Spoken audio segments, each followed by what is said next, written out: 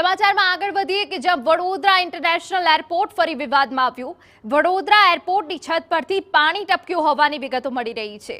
છતમાંથી પાણીની ધાર વહીને જમીન પર પડતી હોવાનો વિડીયો અમે આપને ટીવી સ્ક્રીન પર બતાવી રહ્યા છે।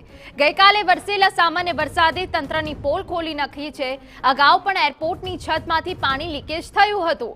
હવે ઇન્ટરનેશનલ એરપોર્ટની કામગીરી સામે ગંભીર સવાલો ઊભા થયા છે। तो वडोदरा इंटरनेशनल एरपोर्टના દ્રશ્યો અમે આપને ટીવી સ્ક્રીન પર બતાવી રહ્યા છે।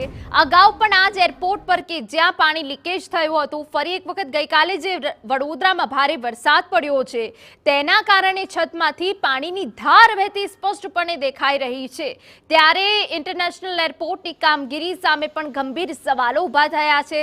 આ પહેલા પણ જ્યારે વડોદરામાં ભારે વરસાદ પડ્યો હતો ત્યારે જ આ પ્રકારની સ્થિતિ સર્જાઈ હતી અને ફરી એક વખત હવે છત પરથી પાણી ટપક્યું છે, જેના કારણે હવે અનેક સવાલ થઈ રહ્યા છે।